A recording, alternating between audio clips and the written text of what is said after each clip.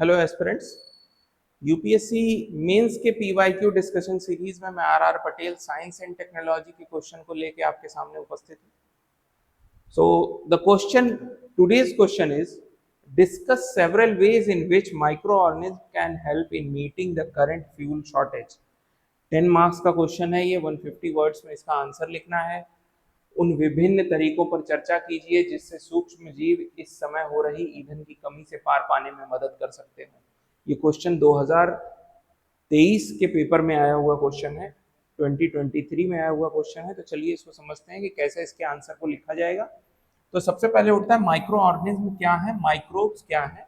तो माइक्रोब्स क्या है? माइक्रोब्स हैं ईस्ट, बैक्टीरिया, फंगी, एल्गी, इन सबको हम माइक्रोब्स कहते हैं, जिसको आप हिंदी में खमीर, जीवाणु, कवक, शैवाल ये कहेंगे। तो ये सारे माइक्रोब्स हैं। अब ये किस तरह से फ्यूल शॉर्टेज को कम कर रहे हैं, यानी कि ईंधन की कमी को पूरा कर रहे हैं। तो उसके लिए आपको एग्जाम्पल के साथ वो वेज डिस्कस करने होंगे जिसमें आप ईंधन बना रहे हैं माइक्रोब की मदद से। तो वो ईंधन कौन से ईंधन है? पहला है बायो इथेनॉल, एक ईंधन है जो कैसे प्रोड्यूस हो रहा है? Fermentation process, fermentation of sugar से। और इसमें क्या कौन से माइक्रोब्स यूज हो रहे हैं? ईस्ट और बैक्टीरिया। इनकी मदद से हम शुगर केन, कॉर्न या सेलुलोजिक बायोमास को फर्मेंटेट करते हैं और उसको कन्वर्ट करते हैं किसमें? फ्यूल में, यानी कि बायो इथेनॉल में। इस ये करते क्या है माइक्रोब्स? ये एक्यूमुलेट करते हैं फैट को या लिपिड्स को और उसके बाद उसको कन्वर्ट करते हैं फ्यूल में।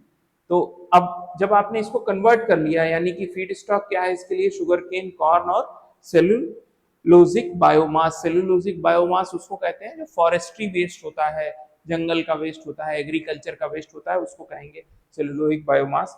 तो इनका यूज करके हम क्या बना रहे हैं? Bio ethanol. और बायो इथेनॉल को यूज कहाँ कर रहे हैं? हम इसको ऐड कर रहे हैं गैसोलाइन में, ताकि गैसोलाइन की जो रिक्वायरमेंट है वो कम हो जाए। जैसे इथेनॉल को आप ब्लेंड करते हैं पेट्रोल के साथ, तो 20% जब इथेनॉल आप पेट्रोल के साथ ब्लेंड करते हैं तो 20% की कमी आती है पेट्रोल में। तो वो शॉर्टेज जो पेट्रोल का होता है उसको मीट कर पाता है आपका बायो इथेनॉल, उसकी कमी को 20% तक पूरा कर देता है।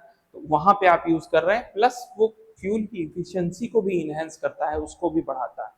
ठीक है, इस तरह से आप बायो इथेनॉल को बताएंगे। अगला फ्यूल जो हम अब देख सकते हैं वो है क्या? बायोडीजल। बायोडीजल कैसे प्रोड्यूस हो रहा है?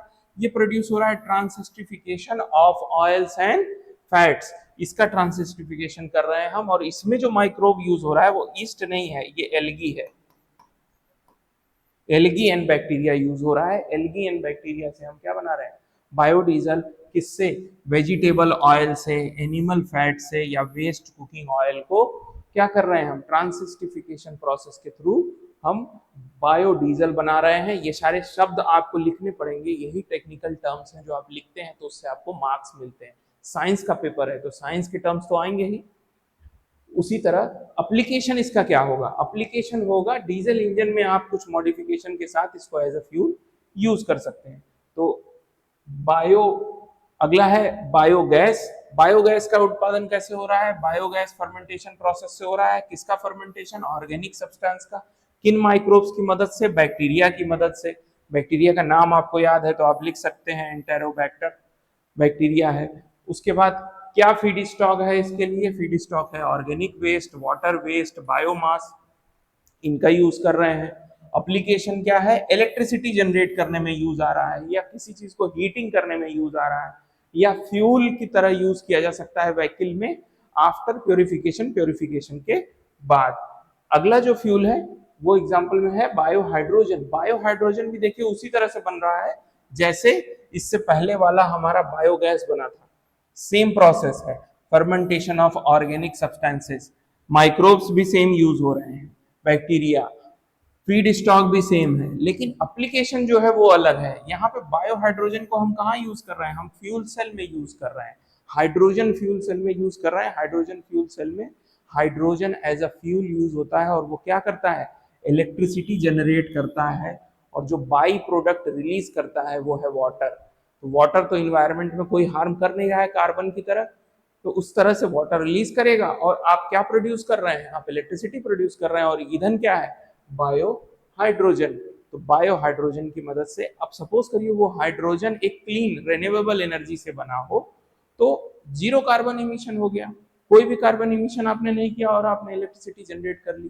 तो इस तरह से ये फ्यूल की रिक्वायरमेंट्स को पूरा कर रहे हैं। अब इसके बाद जब आप ये एग्जाम्पल के साथ माइक्रोब्स की फ्यूल शॉर्टेज को कैसे ओवरकम कर रहे हैं उसको बता देते हैं, उसके बाद आप कुछ एडवांटेज भी डिस्कस करिए इनकी 2 लाइन में कि बायोफ्यूल प्रोडक्शन जो हो रहा है माइक्रोब्स की मदद से उसके क्या एडवांटेज है। उसके एडवांटेज है रिन्यूएबिलिटी, रिन्यूएबल एनर्जी की तरफ हमको बढ़ा रहे हैं, कार्बन इमिशन को कम कर रहे हैं, तो इन्वायरमेंट बेनिफिट्स हो रहे हैं उसके।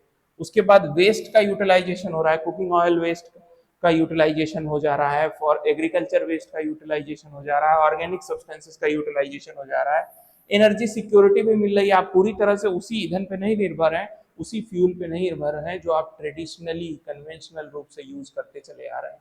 आपके पास एक नया फ्यूल भी है जो आपकी रिक्वायरमेंट्स को फुलफिल कर रहा है। उसके बाद आप क्या लिखेंगे, क्या चुनौतियां, चैलेंजेस क्या आ रहे हैं इसके सामने, आप वो लिखेंगे। तो अगर माइक्रो ऑर्गेनिज्म की मदद से आपको फ्यूल जनरेट करना है तो उसमें फीड स्टॉक की अवेलेबिलिटी एक बड़ा चैलेंज है कि आपको वो मिलता रहे, जैसे ऑर्गेनिक वेस्ट मिलता रहे, एग्रीकल्चर वेस्ट मिलता रहे, पहुंचता रहे आपके पास।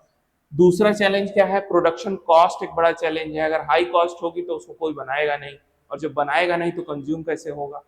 उसके बाद क्या है, टेक्नोलॉजिकल बैरियर्स हैं, टेक्नोलॉजी नहीं है आपकी ऐसे आपके पास, वो भी आपको कहीं से खरीदनी पड़ रही है तो कॉस्ट और बढ़ेगी।